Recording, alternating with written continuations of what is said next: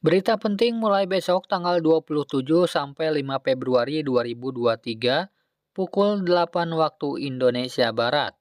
Kira-kira ada 7 kabar baik apa ya? Simak terus.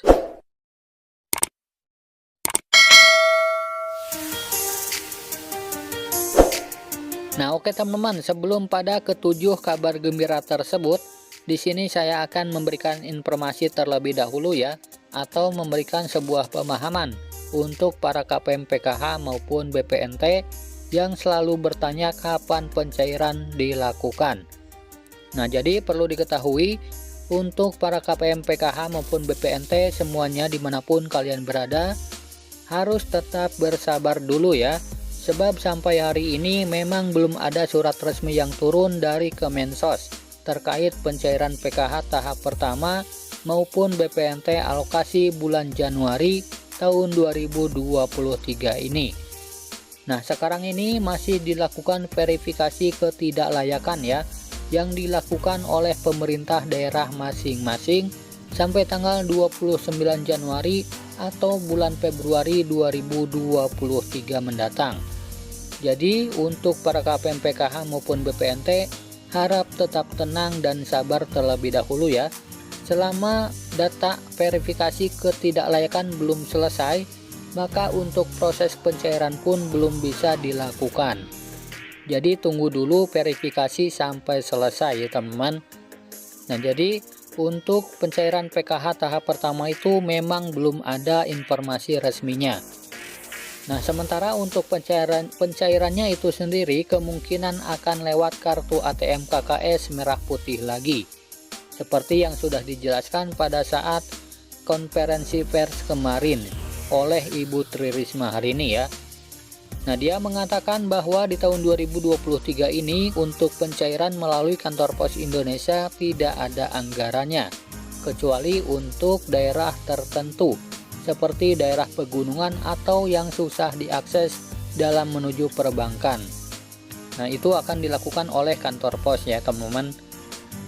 Nah, jadi untuk para KPM PKH maupun BPNT jangan terpancing berita yang beredar ya teman-teman, yang mengatakan bahwa PKH tahap pertama akan dicairkan di awal Februari ataupun minggu kedua bulan Februari. Nah, karena semua itu cuma prediksi seseorang saja ya teman-teman, dan belum bisa dijadikan acuan karena semua kewenangan ada di Kementerian Sosial Republik Indonesia. Maka dari itu tunggu saja informasi yang resmi dari Kemensos ya, melalui pendamping PKH masing-masing. Nah, dan berikut ada 7 kabar gembira ya teman-teman, atau 7 bantuan sosial yang akan dicairkan pada bulan Januari sampai bulan Maret 2023 ini. Nah, yang pertama adalah bantuan program Bansos Permakanan.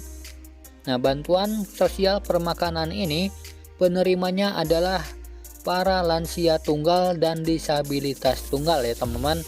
Jadi yang tidak ada pengurusnya lagi alias sendiri dalam satu keluarganya. Nah, dan bahkan untuk program ini untuk para KPM lansia tunggal yang usianya 75 tahun ke atas dan disabilitas tunggal yang menerima bantuan sembako atau BPNT ini rencananya akan dialihkan ke program permakanan tersebut dengan nominal besarannya Rp21.000 per hari. Nah, ini dicairkan berupa makanan ya teman-teman. Jadi untuk KPM BPNT yang kategori lansia tunggal ataupun disabilitas tunggal bisa saja nanti akan dialihkan ke program Bansos Permakanan ini.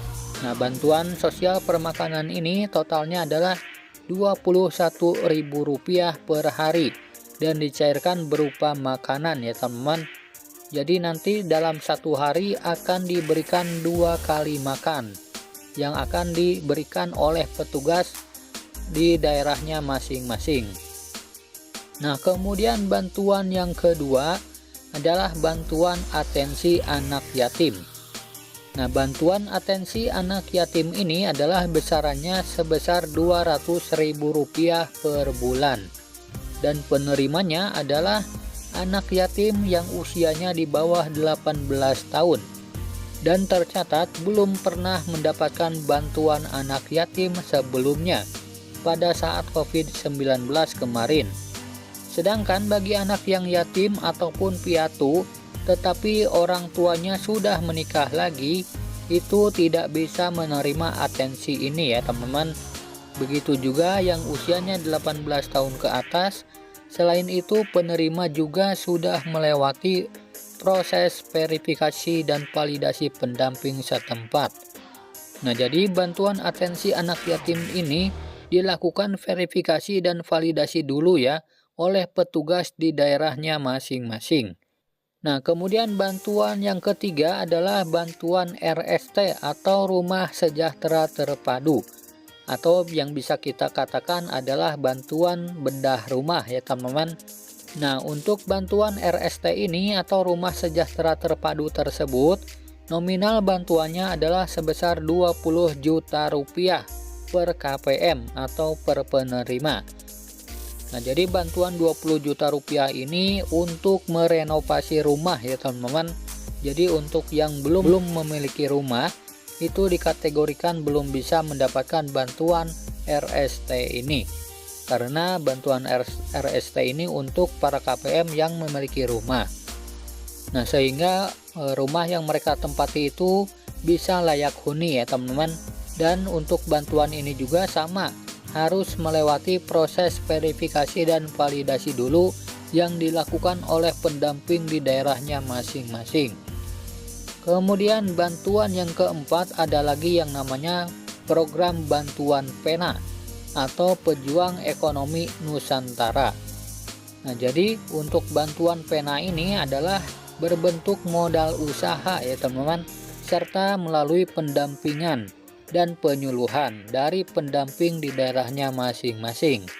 Nah, khususnya bagi KPM yang memiliki rintisan usaha, baik dari peternakan, warung, ataupun usaha kecil, dan kategorinya usia 40 tahun ke bawah atau kategori usia produktif, bisa saja kalian dialihkan ke program PENA tersebut.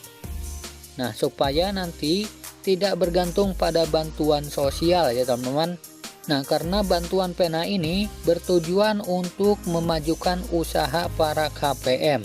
Sehingga untuk para KPM yang mendapatkan bantuan PENA tersebut harus rela diri keluar dari kepesertaan penerima bansos PKH maupun BPNT.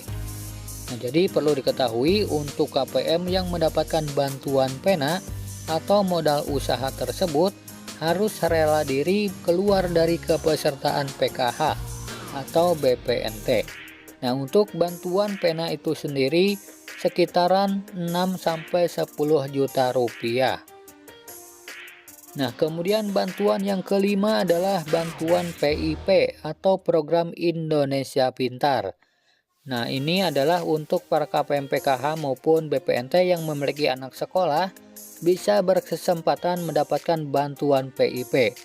Caranya silahkan daftarkan kartu KKS merah putihnya ke pihak sekolahnya masing-masing. Dan untuk para orang tua ataupun siswa yang sudah mendapatkan SMS dari Kemdikbud untuk aktivasi rekening, segera aktivasi rekening ya, agar nantinya ditetapkan sebagai penerima bantuan PIP. Nah, jika lewat sampai tanggal 31 Januari 2023 tidak melakukan aktivasi rekening Simple PIP, maka akan dihanguskan ya sebagai penerima PIP. Nah, maka sebelum hangus silahkan segera untuk aktivasi rekening Simple PIP terlebih dahulu. Kemudian bantuan yang keenam yang akan cair lagi adalah bantuan PKH ya teman-teman. Nah, untuk bantuan PKH itu sendiri belum ada informasi resminya kapan akan dicairkan. Kita tunggu saja informasi dari pendamping PKH masing-masing ya teman-teman. Begitu juga bantuan yang ketujuh adalah bantuan BPNT. Nah, bantuan BPNT pun juga sama seperti PKH ya. Belum ada informasi resmi kapan dicairkannya. Nah, jika tidak ada pencairan di bulan Januari 2023 ini, bisa saja dirapel dengan bulan Februari 2023 nanti. Jadi nanti insya Allah akan ada double ya teman-teman. jika memang nanti bulan Januari dirapel dengan bulan Februari. Nah, itu adalah hanya prediksi saja ya teman-teman. Nah, kita berdoa saja semoga secepatnya cair ya, baik itu PKH maupun BPNT di tahun 2023 ini. Nah, itulah 7 kabar gembira mulai besok ya teman-teman. Semoga video ini bermanfaat. Sampai jumpa di video selanjutnya. Wassalamualaikum warahmatullahi wabarakatuh.